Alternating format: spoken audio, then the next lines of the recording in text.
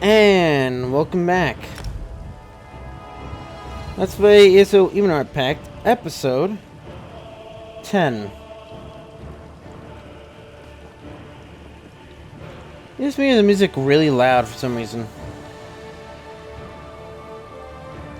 And on, which is also weird, isn't it?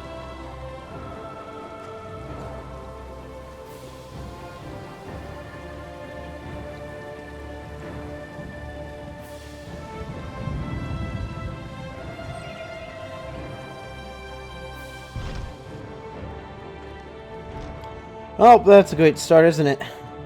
Bookshelves for me to read. Legendary Sankator First Edition. I don't know, this is a bit... Ooh, cool.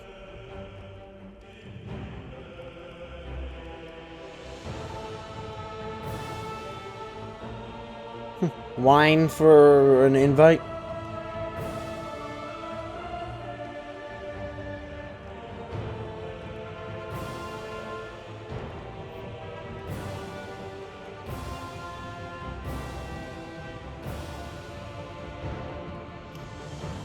During the Skyrim conquest, First Age 248 to 415, ambitious Highland earls, envious of the conquest and wealth of their northern cousins in High Rock and Morrowind, looked south, the ramparts of the Jarrow Mountains for their opportunities. The Jarrow Mountains proved to be too great a barrier, and Cyril too poor a prize to reward full-scale Nord invasions. However, Elysia had many ambitious Nord and Breton warbands as mercenaries with the promises of rich lands, trade concessions. Once settled along the victorious Elysian citadels, the Nord and Breton warriors and battle mages were quickly assimilated into the comfortable and prosperous Nibonese culture.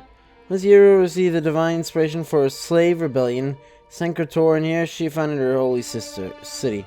Sankator's mines provided some wealth, but the poor soils and harsh climate and the remote mountainside meant it must be supplied with food and goods from the heartlands. Further located on one of the few passes through the Jarrows, its fortunes were subject to the instability of relations with Skyrim. When they were good with Skyrim, it prospered through trade and alliance. When relations were bad with Skyrim, it was vulnerable to siege and occupation by the Nords.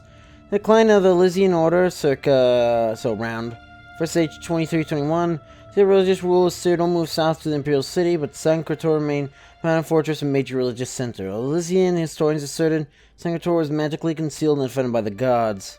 Sankator's repeated defeats and occupations by northern invaders give light to this assertion.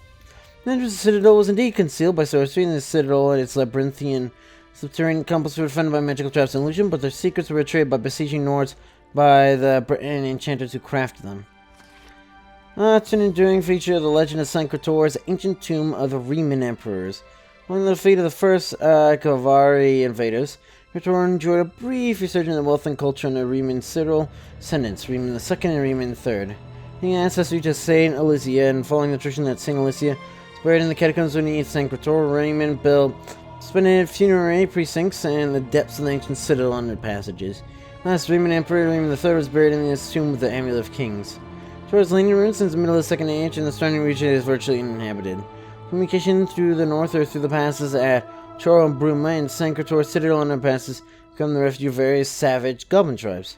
Editor's note, there is a competing tradition. St. Elysia is buried on the site of the Temple of the One in the Imperial City. No resting place of St. Elysia is unknown.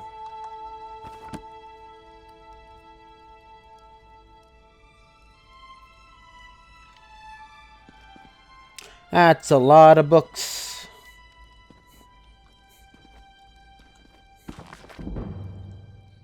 I'm gonna assume since it hasn't happened before that this is new. Chronicles of Eter, Volume 1.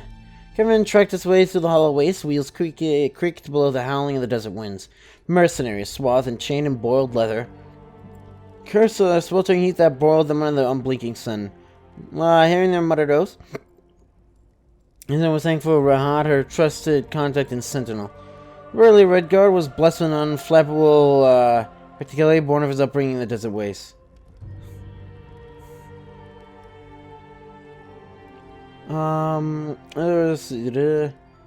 Warning is upgrading them dress ways just slightly. He said loosely woven tunics will be your friend in Alakir. Wearing much more will see you cooked in your shell faster than dray, shrimp, and fishmonger's pot. The advice to heart, dressing only in linens and investing an enchanted waistband that kept her cool despite the oppressive heat. Leaning forward, the wagon train crested a windswept ridge, came to a rumbling halt. Curious, Etler dismounted. As she made her way towards the front of the train, she was confused by the sun stop peered out from their awnings that kept the sun from their backs. Fanrod said as she passed, carriage, your travels taking you to many shores, but tell me, have you encountered such a sight? As he spoke, he gestured out past the road, and below there, amid burnt stone and winding trails, great alabaster spires protruded from the sand, like arrows found in thick sod. For miles in the space between the ridge and its twin across the span. What is it? And I asked, regaining her composure. I was hoping you could tell me, I replied.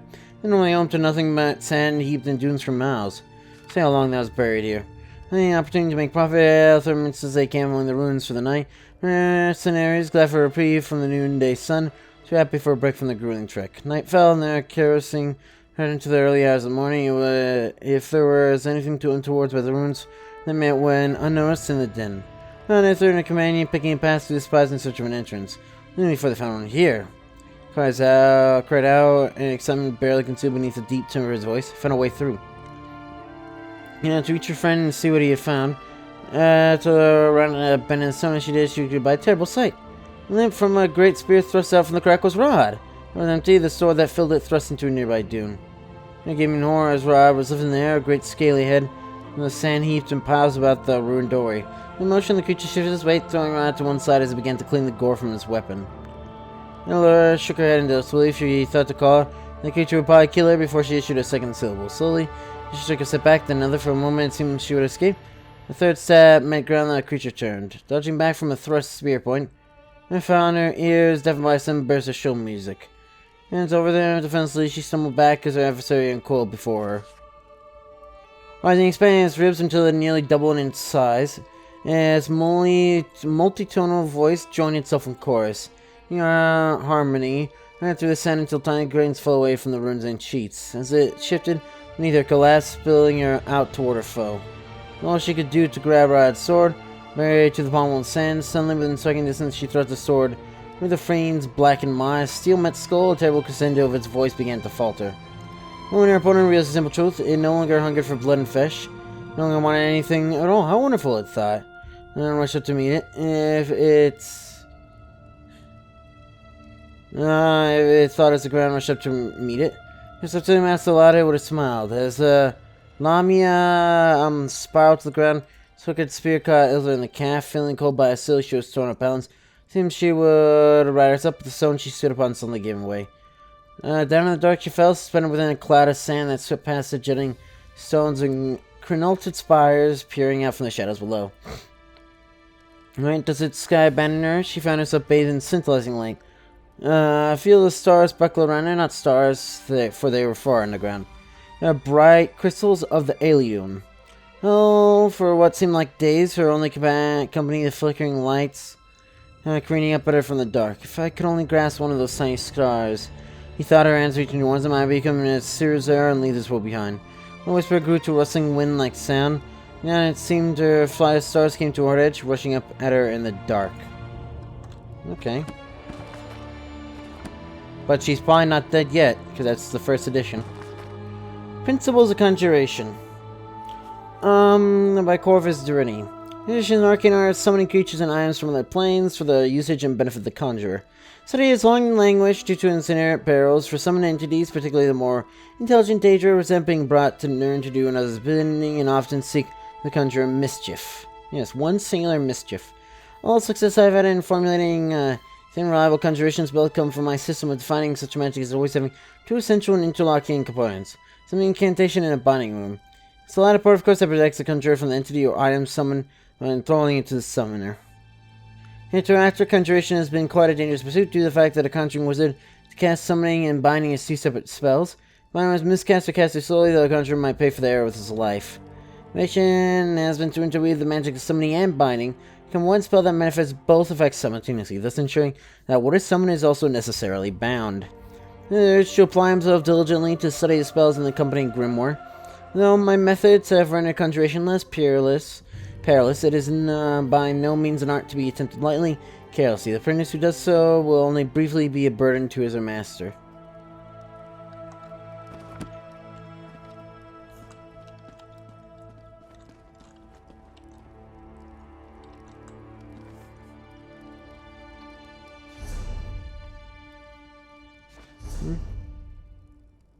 What?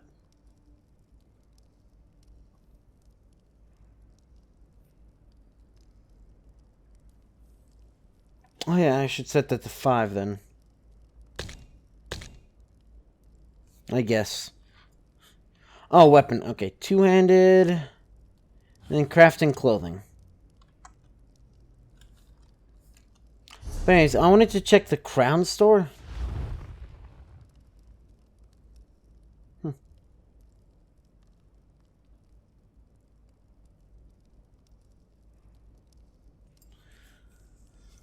And I wanted to... So I'm obviously not going to buy crowns because I get them from the membership anyways, but...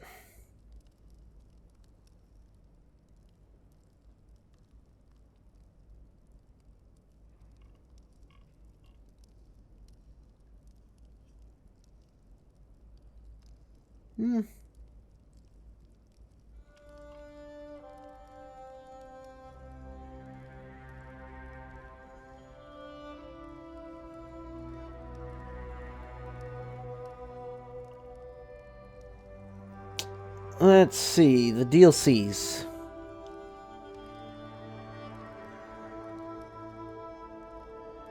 So I have all those. Okay, so I cannot actually... Oh, chapters right there.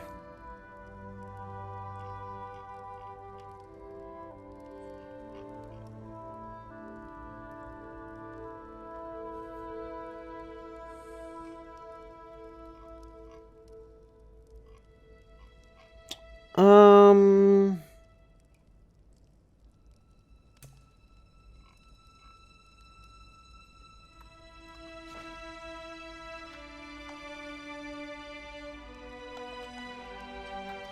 Hmm.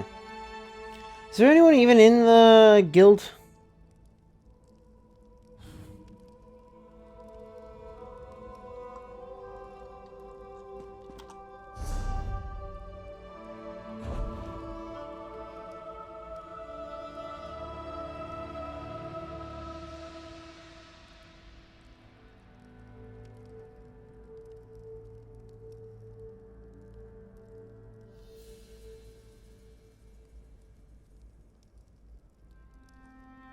Hmm.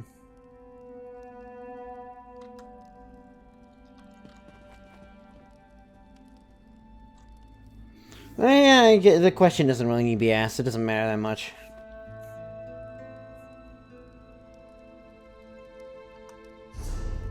However, I am actually interested... Yeah, I know what a crown store is, mate. Dies, don't care. Yeah, why not? Oh, here's the thing. I need, I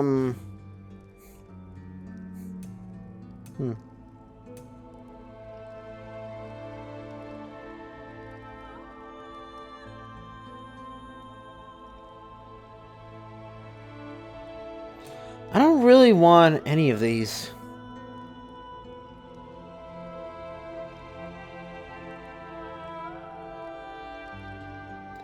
Actually, what...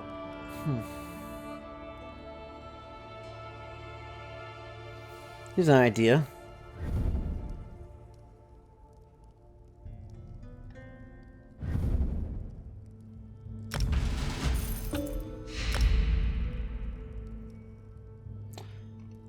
And then, special offers, and then I'll get the, cub pet. Just so both of them I can have. I don't even know what... Consumables, potions, food, soul gem... Oh yeah, thanks for reminding me.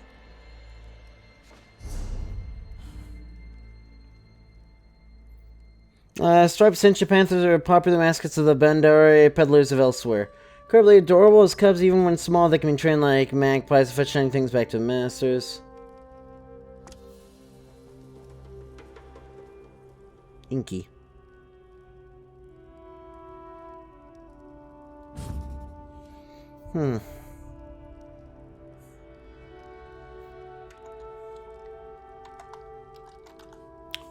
I think that was obvious.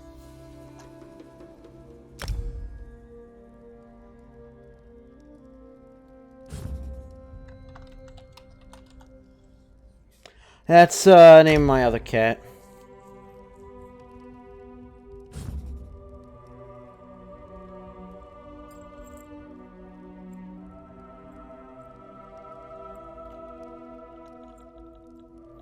Archimedes.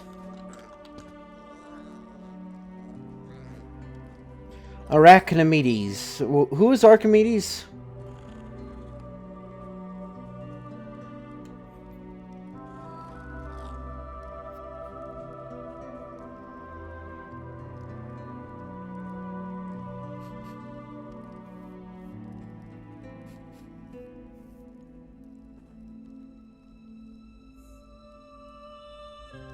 Arachnimedes.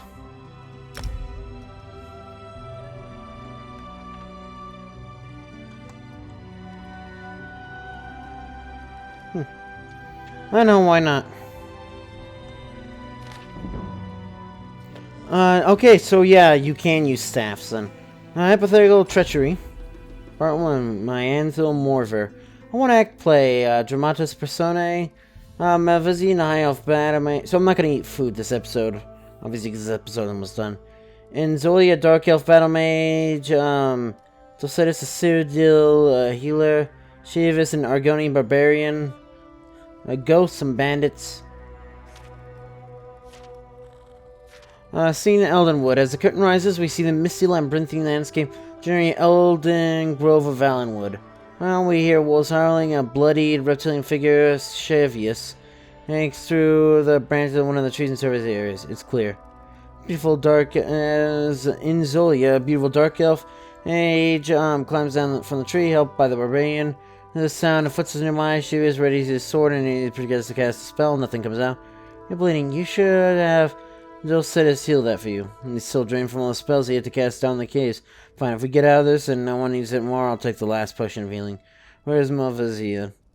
The High Elf Battle, Malvisia, High Elf Battle Mage, and Dulcedius, a pseudo healer, emerged from the tree carrying a heavily chest between them. The Aqua tried to get down from the tree carrying the loot.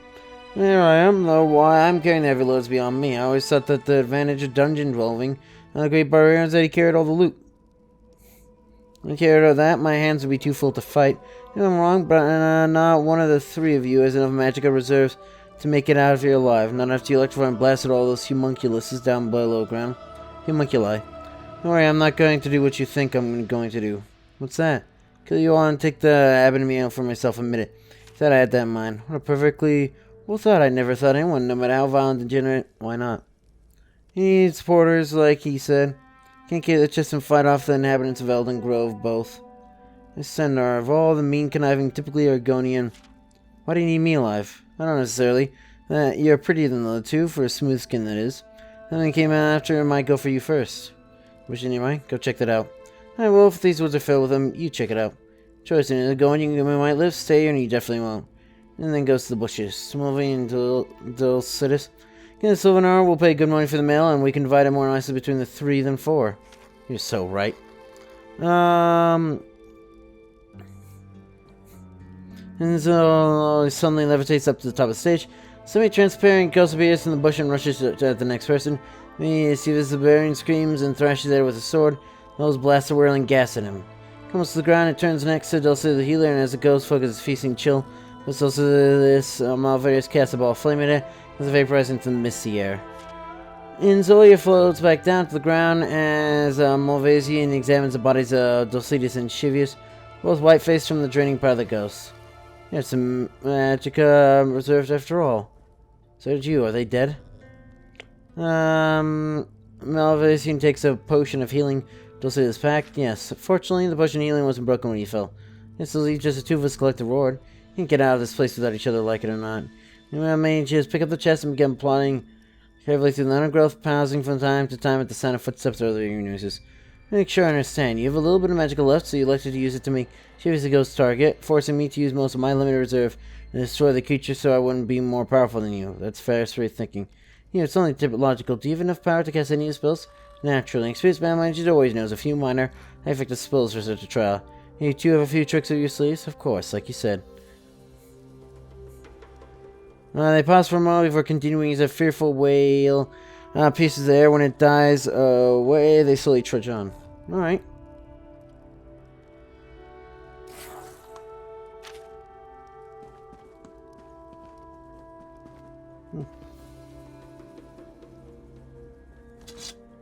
I didn't necessarily mean to do that, but... 5 tenets, which we shall learn by heart next time, though, so. Enjoy the city, you know what to do. See ya!